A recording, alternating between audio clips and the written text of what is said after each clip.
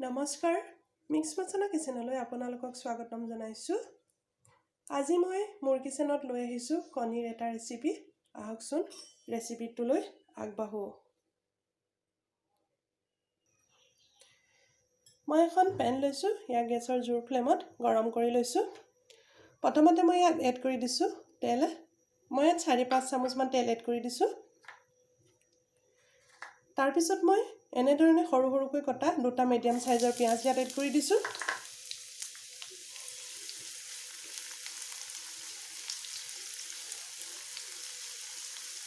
এতিয়া আমি পিঁয়াজখিনি ভালদৰে 2-3 মিনিটমানৰ কাৰণে ভাজি লওঁ।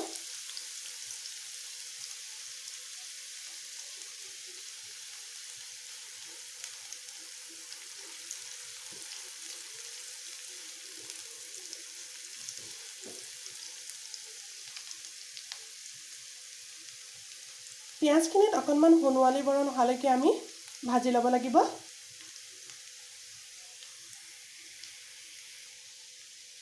আমাৰ পিঁয়াজখিনি ভজা প্ৰায় হৈ গৈছে।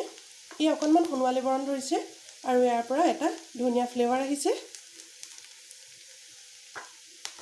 এতিয়া মই ইয়াত এড কৰি দিছোঁ। মই ইয়াত দুটা বিলাহী লৈছোঁ আৰু বিলাহীকেইটা মই মিক্সিত ভালদৰে মিহিকৈ পিচি লৈছোঁ। ইয়াৰ মই প্ৰথমতে ইয়াত এড কৰি দিছোঁ।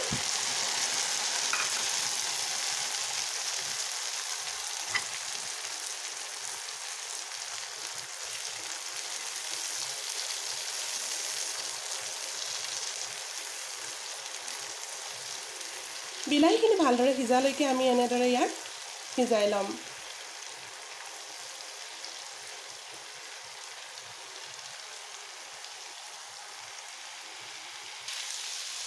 এয়া চাওক, আমাৰ বিলাহীখিনিও প্ৰায় সিজি গৈছে। মই ইয়াক 2 মিনিটমান সময়ৰ বাবে লৰাই সিজাইছোঁ। ইয়াৰ যিখিনি এক্সট্ৰা পানী আছিল সেইখিনি প্ৰায় নাইকিয়া হৈ গৈছে আৰু বিলাহীয়ে তেল এৰি দিছে। এতিয়া মই ইয়াত ড্ৰাই মছলা ইউজ কৰিম, গতিকে মই গেছৰ ফ্লেমটো ল' কৰি দিছোঁ। প্ৰথমতে মই ইয়াত এড কৰি দিছোঁ সোৱাদ অনুযায়ী নিমখ। তাৰপিছত মই ইয়াত এড কৰি দিছোঁ আধা চামুচ হালধি। তাৰপিছত মই ইয়াত এড কৰিছোঁ আধা চামুচ জিৰা পাউডাৰ আৰু তাৰপিছত মই ইয়াত এড কৰিছোঁ আধা চামুচ ধনিয়াৰ গুড়ি। তাৰপিছত মই ইয়াত এড কৰি দিম এখন ডাঙৰ চামুচেৰে এচামুচ জলকীয়াৰ গুড়ি। ইয়াক আমি ভালদৰে সলাই লওঁ।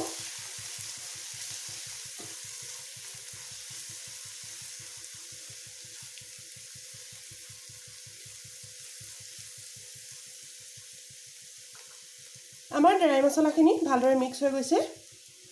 এতিয়া মই একেবাৰে শেষত ইয়াত এড কৰি দিছোঁ এনেধৰণে আধা বাটি দহি। মই দৈ গাখীৰখিনিও ভালদৰে মিলাই লৈছোঁ। এতিয়া মই গেছৰ ফ্লেমটো জোৰ কৰি দিছোঁ। তাৰপিছত মই এই গোটেই গ্ৰেভিখিনি ভালদৰে সিজালৈকে কেইমিনিটমানৰ বাবে এনেদৰে ইয়াক এৰি দিছোঁ।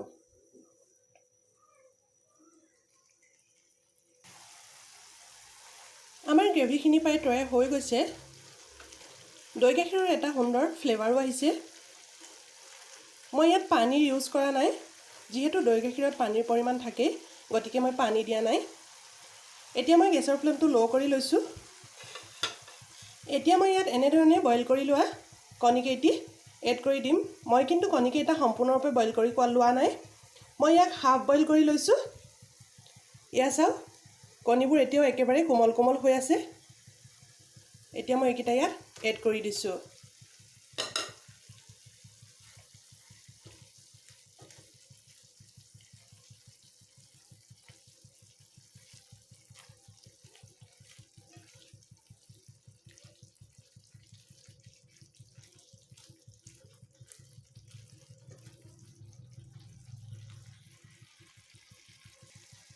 কণীকেইটা ভালদৰে সিজালৈকে আমি বেছিকৈ ইয়াক নহলাওঁ, যিহেতু ই ভালদৰে সিজা নাই, গতিকে কোমল হৈ আছে।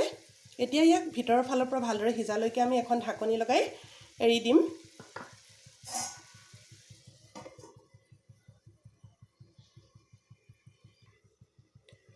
7-8 মিনিটমান মই ইয়াক এনেদৰে সিজাই লৈছোঁ। আহকচোন এতিয়া চব্জিখিনি চাওঁ। এয়া চাওক, আমাৰ কণীৰ চব্জিখিনি প্ৰায় তৈয়াৰ হৈ গৈছে। কণীকেইটা ভালদৰে ভিতৰ ফালৰ পৰা ভিজি গৈছে। মই অলপ সময়ৰ বাবে ইয়াক সিজাইছিলোঁ, কিন্তু মাজে মাজে মই ইয়াক দুবাৰ সলাই দিছিলোঁ, নহ'লে তলফালৰ পৰা দেৰি আহিব পাৰে। এতিয়া মই গেছটো অফ কৰি দিছোঁ আৰু ইয়াক ডিছ আউট কৰি দিছোঁ।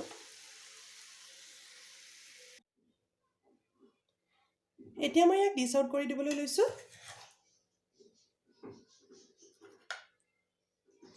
মই কণীকেইটা এইকাৰণে হাফকৈ বইল কৰিছিলোঁ যে ইয়াৰ যিখিনি মছলাৰ ফ্লেভাৰ সেইখিনি যাতে ভিতৰলৈকে সোমাই যায়, সেইকাৰণে মই কণীকেইটা হাফ বইল কৰি লৈছিলোঁ।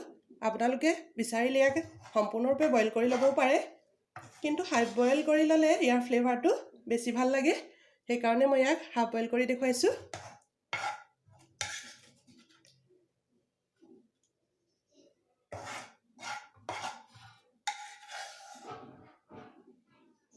আমাৰ কণীৰ চব্জিখিনি কালাৰ খুব সুন্দৰ আহিছে, ইয়াক দেখিবলৈ খুব ধুনীয়া লাগিছে আৰু খাবলৈ ইয়াক সঁচাই ভাল লাগে। এয়া চাওক, মই ইয়াক প্লেটিং কৰি দিছোঁ। আপোনালোকে বাৰু মোৰ ৰেচিপিটো চাই কেনে পালে এবাৰ জৰুৰ কমেণ্ট কৰিব।